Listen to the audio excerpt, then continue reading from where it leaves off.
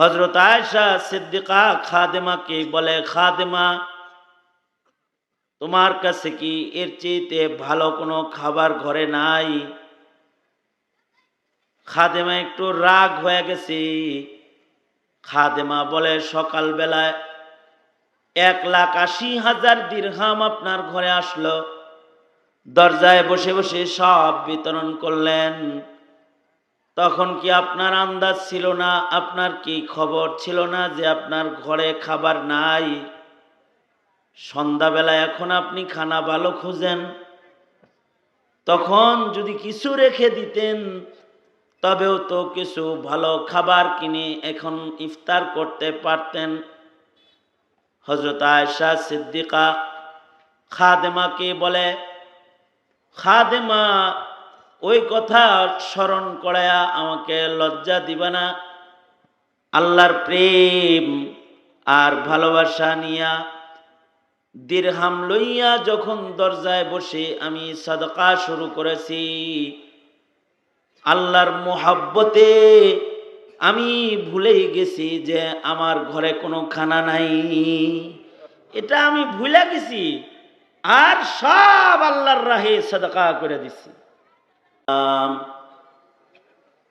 আল্লাহুম্মা সাল্লি আলা মুহাম্মাদিন ওয়া আলা আলি মুহাম্মাদ কামা সাল্লাইতা আলা ইব্রাহিম ওয়া আলা আলি ইব্রাহিম ইন্নাকা হামিদুম মাজিদ। আল্লাহুম্মা বারিক আলা মুহাম্মাদিন ওয়া আলা আলি মুহাম্মাদ কামা বারাকতা আলা ইব্রাহিম ওয়া আলা আলি ইব্রাহিম ইন্নাকা হামিদুম মাজিদ। বালাগাল উলা বিকামালিহি কাশাফাদ দুজা বিজামালিহি হাসুনাত জামিউ খিসালিহি সাল্লু আলাইহি ওয়া আলিহি। হযরত উম্মে সালমা রাদিয়াল্লাহু আনহা কওমি মহিলা মাদ্রাসার আয়োজনে আয়োজিত মহতি বার্ষিক ওয়াজ মাহফিলের মোহতারাম সাদার, মোহতারাম সভাপতি, উপস্থিত হযরত, বুজুর্গ, উলামায়ে কেরাম, সম্মুখপানে সমবেত দিন প্রিয়, ইসলাম প্রিয়, দিনদার ইমানদার মুমিন মুসলমান ভাইরা, বুড়া বাবারা, যুবক ভাইয়েরা, পর্দার আড়াল থেকে আলোচনায় শামিল মা বোনেরা, বিশ্বজগতের মালিক, বিশ্ব প্রতিপালকের বিশ্ব দরবারে কালিমাতুশ শুকর যে মহান রব্বুল আলামিন দয়া করে, মায়া করে, ভালোবেসে রহমতি বরকতি জান্নাতের টুকরা বাগানে উম্মতের ওলামায়ে দ্বীনদের সোহবতে আল্লাহ তাআলা দ্বীনি নসিহতের মাহফিলে আমাদের আসার বসার তৌফিক দান করেছেন। কালিমাতুশ শুকর পড়ি, শুকরিয়া আদায় করি, জবান খুলে ভক্তি ভরে সমস্বরে আওয়াজ করে মহব্বতে সকলে বলি আলহামদুলিল্লাহ। বিকাল থেকে শুরু করে এ পর্যন্ত ওলামা হযরতগণ গুরুত্বপূর্ণ নসিহাত আপনাদেরকে করেছেন।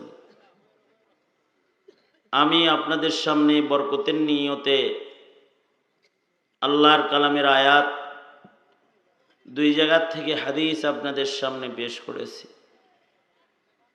এইগুলোকে সামনে করে কিছু কথা আপনাদের সামনে বলবার ইরাদা রাখি। আল্লাহ তাআলা কিছু উপকারী কথা আপনাদের কানে পৌঁছানোর তৌফিক দান করেন। আপনারা দোয়া করুন, বলুন আমিন। এই পৃথিবীতে যেদিন থেকে মানুষের বসবাস শুরু হয়েছে, সেদিন থেকেই এই পৃথিবীতে ইলমি দ্বীনের চর্চা শুরু হয়েছে।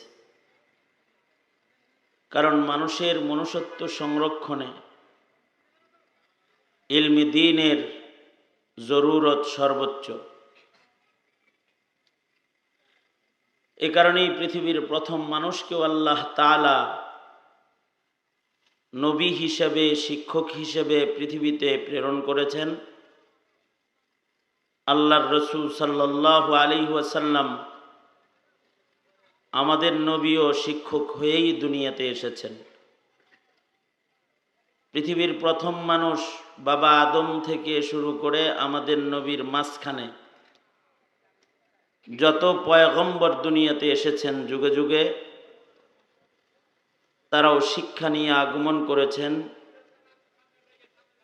তারাও শিক্ষক হিসেবে পৃথিবীতে আবির্ভূত হয়েছেন। যত নবী দুনিয়ার জমিনে আগমন করেছে, সকল নবীরা দুই জিনিস নিয়ে আগমন করেছে। কয় জিনিস? আওয়াজ করে বলেন, কয় জিনিস? দুই জিনিস নিয়ে নবীরা আগমন করেছে। এক নাম্বার, নবীরা তাওহীদ নিয়ে আগমন করেছে, একাত্মবাদ নিয়ে আগমন করেছে। পৃথিবীবাসীকে বহুত্ববাদ থেকে মুক্ত করে একাত্মবাদের তালিম দিতে নবীরা তাওহীদ নিয়ে আগমন করেছেন। আর নবীরা পৃথিবীর মানুষের মূর্খতা দূরীকরণে সকল নবীগণই ইলমি দ্বীন নিয়ে আগমন করেছেন।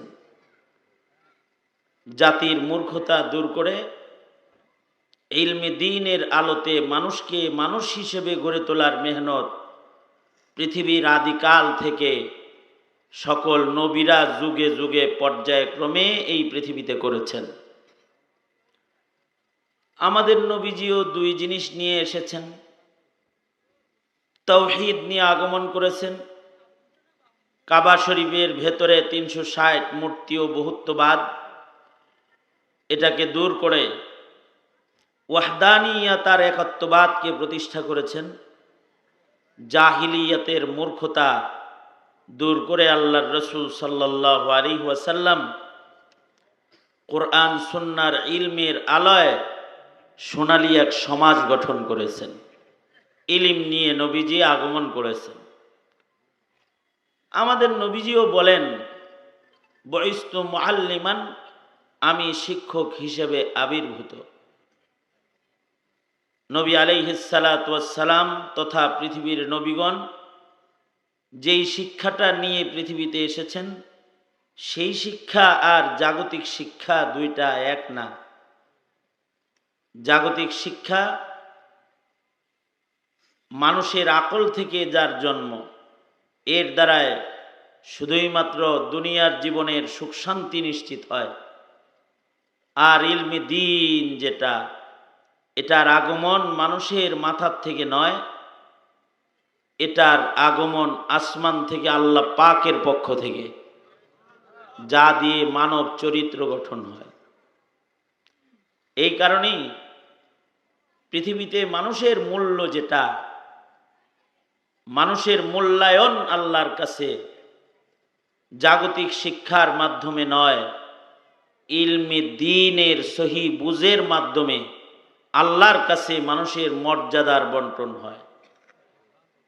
আল্লাহর কাছে তারাই সম্মানী যাদেরকে আল্লাহ তাআলা দ্বীনি বুঝ দান করেছেন। আল্লাহর কাছে তারাই সম্মানী যাদেরকে আল্লাহ তাআলা ইলম দান করেছেন, ইলমে দ্বীন দান করেছেন। এ কারণে আল্লাহ তাআলা ইলম শিখাটা মানুষের মূল্য বৃদ্ধি করতে, মানুষকে মানুষ বানাইতে, ইলমে দ্বীনকে আল্লাহ তাআলা শিক্ষা গ্রহণ করা, ইলমে দ্বীন হাসিল করা সকল মুসলিম নর ও নারীর উপরে আল্লাহ তাআলা সবার উপরে ফরজ বিধান করেছেন। আল্লাহর রাসূল বলেন, তলাবুল ইলমি ফারিদাতুন আলা কুল্লি মুসলিম, সকল মুসলিম নর ও নারীর উপরে ইলমি দ্বীন শিক্ষা করা একটি আল্লাহ পাকের ফরজ বিধান। এই ফরজ বিধানের আওতায় যদি কেউ এসে যায়, সে নর হোক অথবা সে নারী হোক, সে অমর হয়ে যায় এবং তার মূল্য মানুষের কাছে না, শুধু আল্লাহ পাকের কাছেও কিয়ামত পর্যন্ত। জান্নাতের ভেতরেও আলেমের ইলমের দাম বেশি, ইলমের কারণে আলেমের দাম বেশি, আলেমার দাম বেশি। যারা ইলম অর্জন করেছে বা করবে তারা, আর যারা ইলম বঞ্চিত, এই দুই দল আল্লাহ পাকের কাছে সমান না। আল্লাহ পাকের কাছে সম্মান হলো তাদের যাদের কাছে ইলম আছে। খায়রুকুম মান তাআল্লামাল কুরআনা ওয়া আল্লামা, ইলমের সাথে ন্যূনতম সংযোগ যাদের আছে তারা আল্লাহ পাকের কাছে দামি। এ কারণেই রাবিয়াতুল বসরিকে একজন এসে জিজ্ঞাসা করে, এক যুবক এসেছে রাবিয়া বসরির কাছে, এই এই না আমার দিকে থাকেন মিয়া, অনলাইনে বহুত বয়ান আছে, মোবাইল নিয়ে টিপাটিপি করবেন, মূল জিনিস আপনি নিজেও শুনতে পারতেন না। রাগ হইছেন? আশপাশ দিয়ে রাগ হইলে সমস্যা নাই, এনে হলো বাইরা বাড়ির কোনায়, মাহফিলের কোনায়, এদিক দিয়ে আসা যাওয়া করা লাগে, সমস্যা। মৌলানা সিদ্দিকুর রহমান সাহেব আমার বড় ভাই, বড় ভাইরা, এ কারণে আপনারা এমনিতেই তো আপনাদের কিছু বলা মুশকিল, ধমক টমক দিলে বলবেন যে জামাই এরম আচরণটা করলো। সুতরাং এই দিকে থাকেন। রাবিয়াতুল বসরির কাছে এক যুবক আসছে। যুবক এসে বলে, রাবিয়া বসরিকে বলতেছে,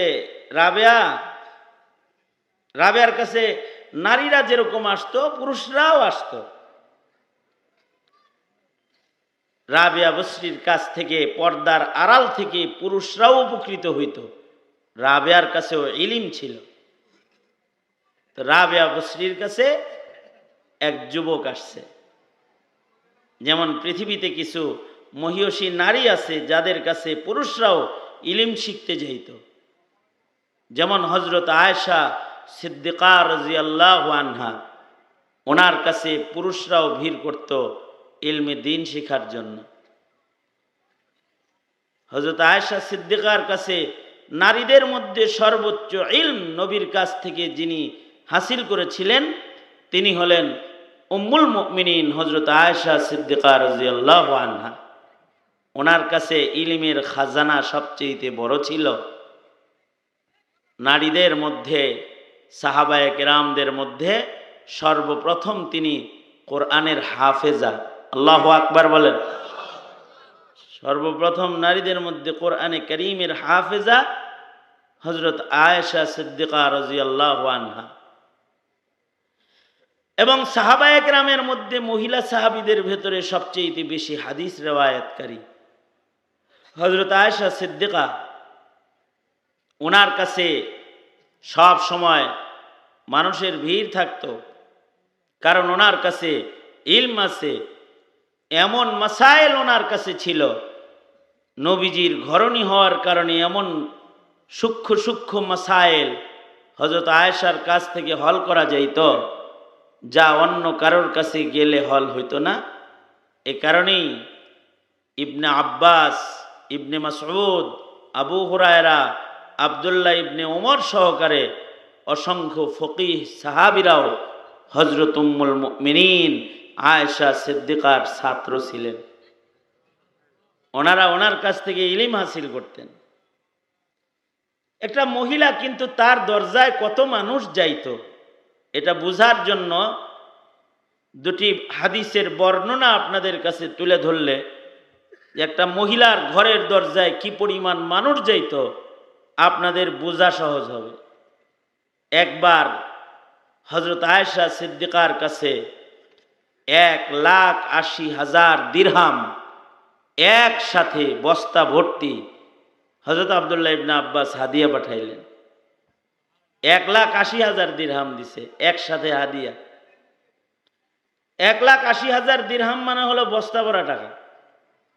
রৌপ্য মুদ্রা একটা দিরহামও একটা বাড়িঘরের বাজারের জন্য যথেষ্ট। সেখানে ওই জমানায় 1,80,000 দিরহাম বস্তা ভরা, তার মানে এই যুগের কোটি কোটি টাকা। একসাথে 1,80,000 দিরহাম উম্মুল মুমিনিন হযরত আয়েশা সিদ্দিকাকে হাদিয়া দিছে আব্দুল্লাহ ইবনে আব্বাস রাদিয়াল্লাহু আনহুমা।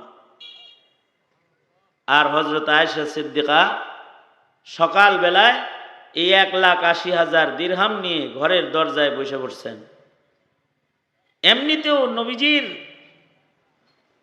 রওজায়ে আতহার হযরত আয়েশা সিদ্দিকার ঘরে থাকার কারণে ভিড় তো কিয়ামত পর্যন্ত এখানে বেশি হবে।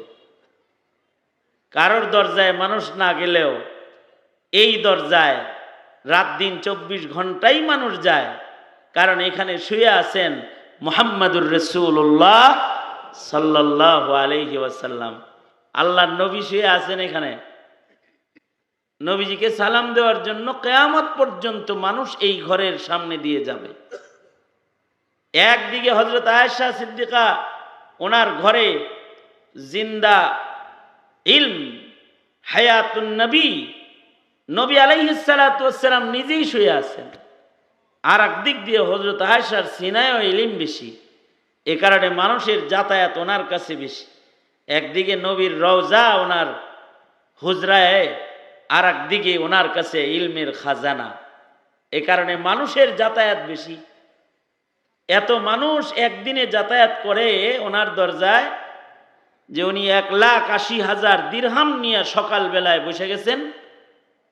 সন্ধ্যার আগে 1,80,000 দিরহাম পুরাটা মানুষের মধ্যে সাদাকা হাদিয়া দিয়ে বিতরণ করে শেষ করে ফেলছে। মাগরিবের নামাজের আজান হয়ে গেলে হযরত উম্মুল মুমিনিন রোজা ছিলেন, ইফতার করার জন্য বসেছেন। খাদেমা হযরত আয়েশার সামনে ইফতার হাজির করেছে। ইফতারের দস্তরখানে শুধুই মাত্র শুকনা ভাঙ্গা কিছু রুটি টুকরা আছে আর পানি আছে। হযরত আয়েশা সিদ্দিকা খাদেমাকে বলে, খাদেমা তোমার কাছে কি এর চেয়ে ভালো কোনো খাবার ঘরে নাই? খাদেমা একটু রাগ হয়ে গেছে। খাদেমা বলে, সকাল বেলায় 1,80,000 দিরহাম আপনার ঘরে আসলো, দরজায় বসে বসে সব বিতরণ করলেন, তখন কি আপনার আন্দাজ ছিল না, আপনার কি খবর ছিল না যে আপনার ঘরে খাবার নাই? সন্ধ্যাবেলা এখন আপনি খানা ভালো খুঁজেন, তখন যদি কিছু রেখে দিতেন তবেও তো কিছু ভালো খাবার কিনে এখন ইফতার করতে পারতেন। হযরত আয়েশা সিদ্দিকা খাদেমাকে বলে, খাদেমা ওই কথা স্মরণ করায়া আমাকে লজ্জা দিবা না? আল্লাহর প্রেম আর ভালোবাসা নিয়া দিরহাম লইয়া যখন দরজায় বসে আমি সাদকা শুরু করেছি, আল্লাহর মোহাব্বতে আমি ভুলেই গেছি যে আমার ঘরে কোনো খানা নাই। এটা আমি ভুলে গেছি আর সব আল্লাহর রাহে সাদকা করে দিছি। সাদকার হাত কত লম্বা, আর ওনার কাছে ইলিম আছে তো মানুষ বেশি যেত, মানুষকে মাসাইল বলতেন সর্বোচ্চ। একবার হযরত খলিফাতুল মুসলিমিন আমিরে মুআবিয়া রাদিয়াল্লাহু আনহু হযরত আয়েশা সিদ্দিকার কাছে বিকাল বেলায় 1,00,000 দিরহাম পাঠাইছে। 1,00,000 দিরহাম হযরত আয়েশার ঘরে পাঠাইছে হযরত আমিরে মুআবিয়া। সাহাবায়ে কেরাম ওনার ঘরে হাদিয়া বেশি পাঠাইতেন। এজন্য নবী তো হায়াতুন নবী, নবী কবরের উপরে যেমন কবরের ভেতরেও তেমন। নবীর ঘরে কিছু পৌঁছলে, আয়েশার ঘরে পৌঁছলে নবীজি খুশি হইবেন। এ কারণে সাহাবায়ে কেরাম লম্বা লম্বা হাদিয়া হযরত আয়েশা সিদ্দিকার ঘরে পাঠাইয়া দিতেন। 1 লক্ষ দিরহাম। এই এই তাড়াতাড়ি যা যা, উঠবি না। হযরত আয়েশা সিদ্দিকার ঘরে 1 লাখ দিরহাম পাঠাইছে, কিন্তু বিকাল বেলায় পাঠাইছে। আমরা যেরকম বিকাল বেলায় মোটা অঙ্কের কোনো টাকা আসলে ব্যাংক বন্ধ হয়ে গেছে এই চিন্তায় পেরেশান হই। মানে ব্যাংক বন্ধ হয়ে গেছে, এখন এত টাকা রাখবো কই, ব্যাংক আরে দিতে পারলো না। হযরত আয়েশা ওইরকম ব্যাংক আওয়ারে টাকাটা আসে নাই, এ কারণে উনি পেরেশান হয়ে গেছে। তবে আমরা দুনিয়ার ব্যাংকে জমা দেওয়ার জন্য পেরেশান হই। হযরত আয়েশার চিন্তা হলো টাকাটা যদি আরো আগে আসত, সন্ধ্যার আগেই আল্লাহর ব্যাংকে জমা করে দিতে পারতাম। সুবহানাল্লাহ। এখন সন্ধ্যা হয়ে গেলে তো আর লোকজন বেশি আইব না, তো তখন এ টাকা আল্লাহর ব্যাংকে জমা করবো কেমনে, ঘরে টাকা রাখবো। হযরত উম্মুল মুমিনিন আমিরে মুআবিয়ার পাঠানো 1 লক্ষ দিরহামকে উনি ভাগ কইরা সাথে সাথে অন্যান্য উম্মুল মুমিনিনদের, উম্মাহাতুল মুমিনিনদের ঘরে ভাগ করে পাঠাইয়া দিলেন। আর সকাল হওয়ার আগে উম্মাহাতুল মুমিনিনগণ সন্ধ্যা হওয়ার আগে এই 1 লাখ টাকা সবাই মিলা একসাথে সাদকা করে সন্ধ্যার আগে শেষ করে ফেললেন। এই কারণে মালওয়ালার ঘরের দরজায়ও মানুষ যায়, আবার ইলিমওয়ালার দরজায়ও মানুষ যায়। মালওয়ালার কাছে যায় মাল আনার জন্য, আর ইলিমওয়ালার কাছে যায় ইলিম আনার জন্য। এই কারণেই এলাকায় যদি কোনো আলেমের আগমন হয়, তার কাছে মানুষের ভিড় হয় টাকা নেওয়ার জন্য না, ইলম হাসিল করার জন্য। যারা নেতা পয়সাওয়ালা ওরা মাথা খারাপ হয়, ওরা চিন্তা করে পয়সাওয়ালা হইলাম আমরা, চান্দা দিই আমরা, আমগর ওয়াজ শুনে না, এই হুজুরের ওয়াজ শুনতে এত লোক আসে কেন। কখনো কখনো ওদের মাথা গরম হয়ে যায়, কিন্তু এই জিনিসটাই ওদের আন্দাজ নাই যে ওদের কাছে টাকা থাকলেও ওদের কাছে ইলিম নাই। পাবলিক আলেমের কাছে যায় পয়সা টানে না, নবীর রাখা ইলমের খাজানাত থেকে, রেখে যাওয়া ইলিম থেকে কিছু পাওয়ার জন্য যায়। ঠিক কিনা? ইলিম থেকে উপকৃত হওয়ার জন্য পাবলিক বসে যায়। তো হযরত রাবিয়াতুল বসরির কাছেও অনেক মানুষ আসত। এক যুবক আসছে, আয়েশা হযরত রাবিয়া বসরিকে জিজ্ঞাসা কি বলে, কি রাবিয়া, আপনি যদি পুরুষ হইতেন, মহিলা না হয়ে পুরুষ হইতেন তাইলে জিততেন, মহিলা হয়ে আসলে ঠকে গেছেন। কি বলছে? যে আপনি পুরুষ হইলে জিততেন, মহিলা হয়ে আপনি ঠকে গেছেন। হযরত রাবিয়া বলে, আমি মহিলা হয়ে ঠকছি এটা তুমি কেমনে বুঝলা? তো যুবকটা বলে, দেখেন আপনি যদি পুরুষ হইতেন তাহলে ঘরে বয়ে থাকানো লাগতো না, পর্দা করানো লাগতো না, আপনি মসজিদে ইমামতি করতে পারতেন, বাইরে আসতে পারতেন, হাজার হাজার মানুষকে আপনি উপকৃত করতে পারতেন। যেমন মহিলা তো আপনি করে ওয়াজ করতে পারবো না, ঠিক না? হ্যাঁ, স্যার হয়েছেন কে পারত? পারবো না। মহিলা কি নামাজ পড়াইতে পারবে? মহিলা কি আজান দিতে পারবে? মহিলাদেরকে পর্দার বিধান দিচ্ছে আল্লাহ, এইটাও মহিলা দামি। এ কারণে আল্লাহ তাআলা মহিলাদেরকে পর্দার বিধান দান করেছে, কারণ দামি জিনিসকে খোলা জায়গায় রাখতে নাই। দামি জিনিসকে যত আরামে রাখা যায় তত জিনিসটা হেফাজতে থাকে। নারীরা যেহেতু দামি, এ কারণে নারীদেরকে আল্লাহ তাআলা পর্দার ভেতরে রাখেন যেন তারা হেফাজতে থাকে। আল্লাহু আকবার জোরে করে বলেন। নারীরা দামি কিভাবে একটু পরে বলতেছি। তো পর্দার ভেতরে থাকেন, রাখেন, আর নারীরা থাকবে, এটা আল্লাহর পছন্দ। ওয়াকারনা ফি বুয়ুতিকুন্না ওয়ালা তাবাররাজনা তাবাররুজাল জাহিলিয়াতিল উলা, ঘরের ভিতরে থাকবে, পর্দায় থাকবে। এ কারণে ওলি বুজুর্গরাও এই যে নারীরা, মহিষী নারী যাদের নাম অনেক শোনা যায়, তাদের নাম অনেক শোনা গেল, তাদের কাছে অনেক মানুষ গেল, তারা কঠিন পর্দা করতেন। রাবেয়া বসরি কঠিন পর্দা করতেন, হযরত আয়েশা সিদ্দিকা কঠিন পর্দা করতেন। এত মানুষ ওনার কাছে যেত, কিন্তু ওনার পর্দার বিধান অনেক শক্ত ছিল। ওনার পর্দার বিধান কিরকম মজবুত ছিল হযরত আয়েশা সিদ্দিকার, এইটা বুঝার জন্য ছোট্ট একটা জিনিস বুঝলে ওনার পর্দাটা বুঝে আসবে। সেটা হলো, নবীদের শান হলো নবীরা যেখানে ইন্তেকাল করেন সেখানেই নবীদের দাফন হয়। আল্লাহর রসুল যেহেতু উম্মুল মুমিনিন আয়েশা সিদ্দিকার ঘরেই ইন্তেকাল করেছেন, আয়েশা সিদ্দিকার ঘরেই আল্লাহর রসুল দাফন হয়েছেন। কিয়ামত পর্যন্ত উম্মুল মুমিনিনের ঘরেই আল্লাহর রসুল শায়িত থাকবেন। ময়দানে মাহশরে হুজরায়ে আয়েশা থেকেই আল্লাহর আদালতে দাঁড়াইবেন। হযরত আয়েশা সিদ্দিকা এটাকে নিয়ে অনেক ফখর করতেন।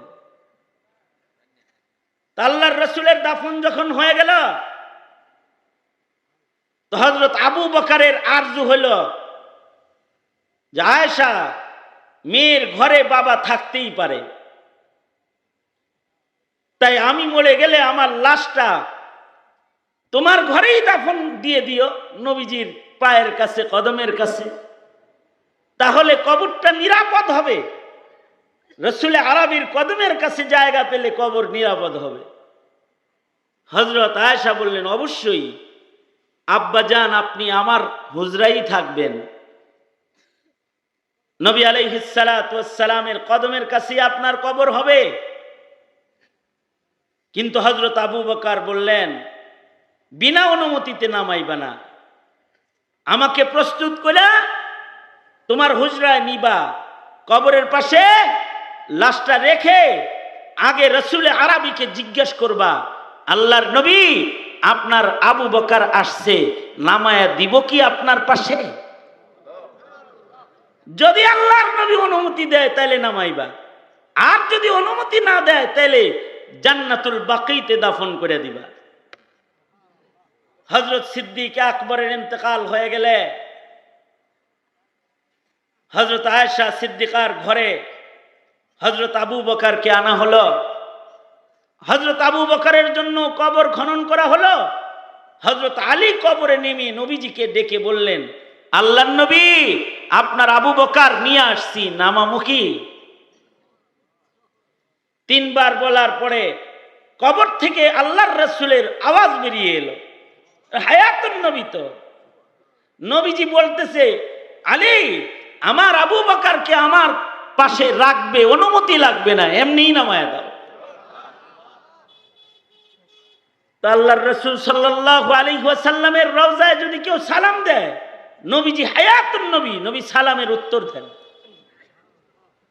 নবীর কোন আশেক তো রওজায় আতহারে গিয়ে সালাম দিছে, আর আল্লাহর নবী শুধু উত্তর দেয় নাই, শেখ রেফাইর জন্য আল্লাহর রসুল কবর থেকে হাত বের করে মুসাফা করেছেন।